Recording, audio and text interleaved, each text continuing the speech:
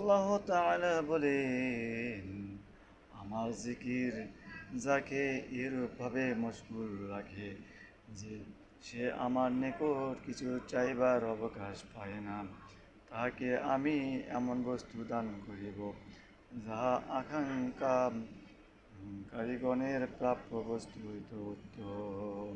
সুবহানাল্লাহ। বুখারী। ইহা জাবির রাদিয়াল্লাহু আনহু হইতে বর্ণনা করেছেন। অর্থাৎ يقول الله تعالى من شغله ذكرا عن مسألتي آتيه أفضل معاتي السائلين আখরাজাহুল বুখারী আন জাবের। তো আমরা স্পষ্টভাবে হাদিসের কুচ্ছি থেকে আলোচনা শুনছি আল্লাহ জিকিরের ফজিলত কত মহত্ব, কত বড়।